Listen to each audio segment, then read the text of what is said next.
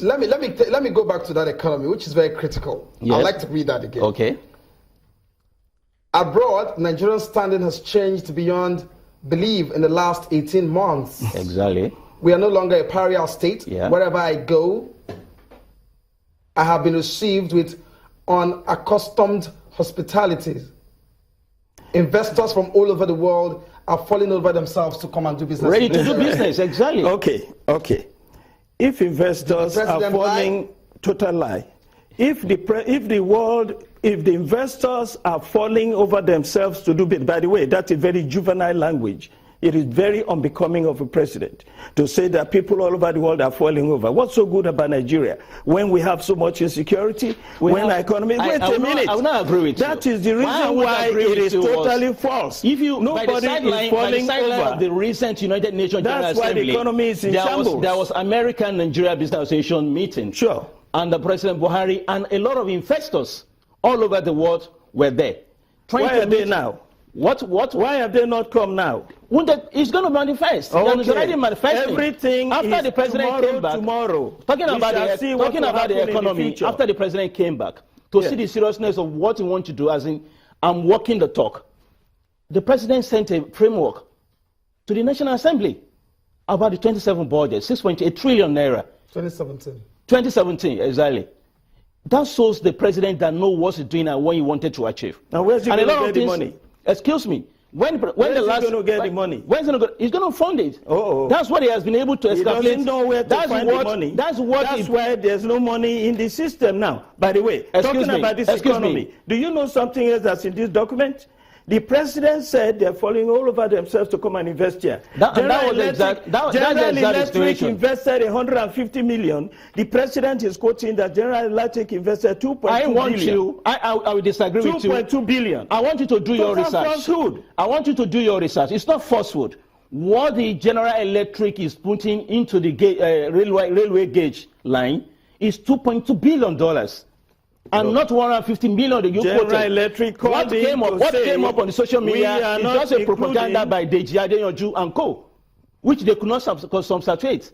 As we are talking now, 2.2 billion is what the General Electric promised to put into the railway gauge. Do you know why they're putting the money in the railway gauge? Because it's going to be concession. It's going to be concession. Of the investment and the research that Jonathan administration did to take the railway system to where it is now. Moribund for over 20 years. The only thing President Buhari did a few months ago was to cut the tape. Unfortunately, you are contradicting yourself. It was just for him. Unfortunately, you are contradicting yourself. Through the ceremony. You said this railway, General Electric was not coming with 2.2 billion. And you just accepted that it was because Jonathan put all this thing in place. It has been in place already, is what I'm saying. What we are trying to say was... This is not Buhari's administration. We had a government that was coming... We have a government that was coming in with a blueprint. And he's trying to implement what he promised Nigerians. Okay, can I ask before he came, just 1 second. Yes, please. Before he came in, he said, I'm going to make sure that the farm produce from the north get to the south without any delay, and all these perishable products will not be... With the railway system that Jonathan administration put in place. That's so. But the man know what he was coming to do. He has been part of the government before. He tried his best when he was there as a military head of state. When he was part of the government now before. When he came, every time this president is when he came this time around, recession in when he came this time around, it's bad news. Okay, bad news. But you never admitted when Jonathan was there, when you were borrowing money from the foreign country to pay salary. You were borrowing money for recurrent expenditure. You never said anything. Instead, you were covering everything in falsehood and so to Nigerians. Unfortunately, everything has come open to the plane now. And we have a government that's very sincere that wants to tell Nigerians what it is. This is a government that's not going to put everything in place for people and call a black thing a white thing. In a capitalist system, this government is very transparent money and it's very accountable. And that's why it's coming out to tell us we are in recession. Simple as everything. And what are we going to do to get out of recession? You need three things. Mr. President talked about economy, he talked about security, and he talked about fighting corruption. Corruption. And we are dealing with all three one by one.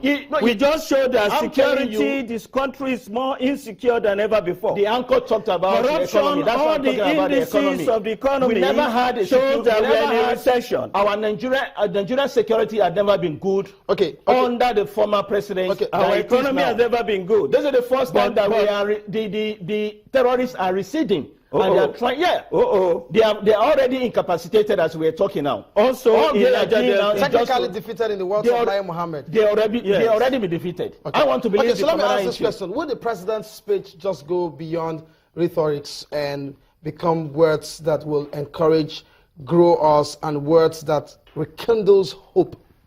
Yes, that is why I'm saying that you have to go and ask the people of Calabar. You have to go and ask the people of Enugu and Onitsha. You have to go and ask the people from Ore, Bini, and Sagamu. All these places I'm mentioning, the road that led to this place were hitherto unpassable.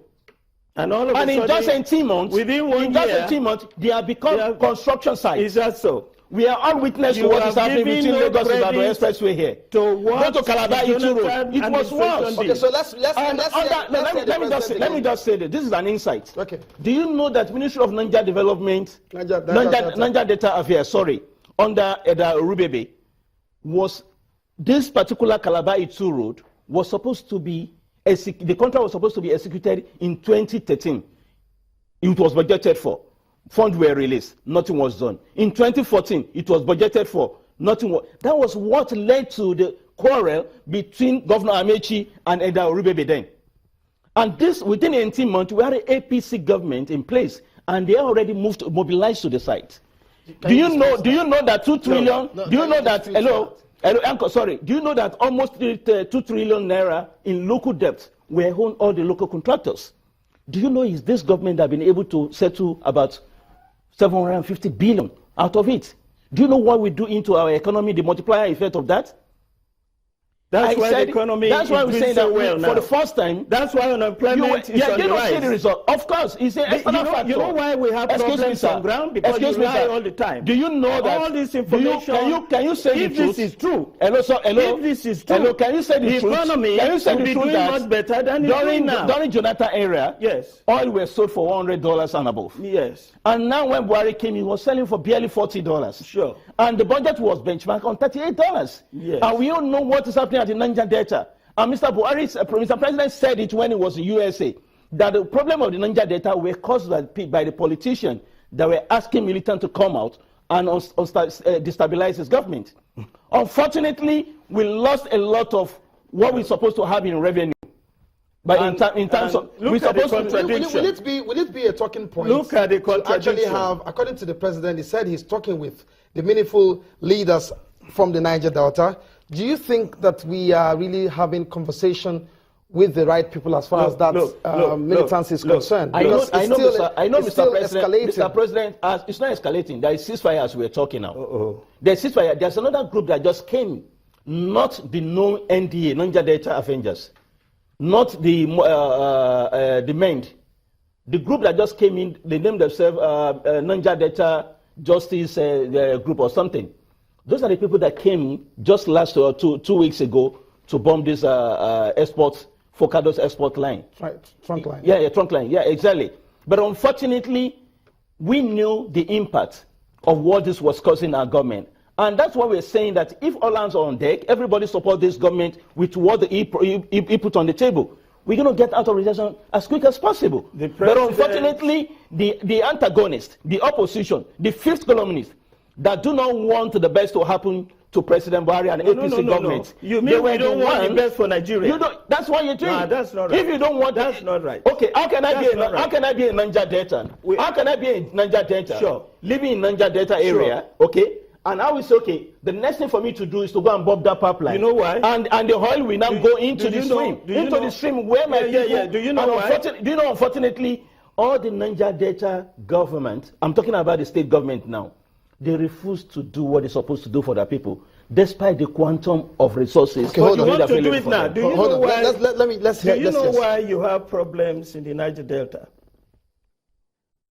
When you have a presidency who comes into office and says, my interest is in for the 97 people who voted me, 97%, not the ones who voted 5%. I don't want you to twist that. Automatically, I don't want you to twist. What Mr. President said was, you can't expect even development that I can't give the same appointment I'm going to give to the people that gave me 97% Sure, everyone's in Nigeria. That's the same thing. I get you right. That is the same But we're thing. talking about patronage. No, is that not what he said? Not the way you put. Not the way. Wait a minute. Wait a minute. And Mr. President, do you think for the fact that I have political ideology and differences in ideology, then I do not deserve my rights as a citizen because I have a different ideology? That's when we're talking about appointments. See, I'm talking about appointments. If you don't let me land, I'm talking about you are going to talk yourself into a hole. I guarantee you. The president said that,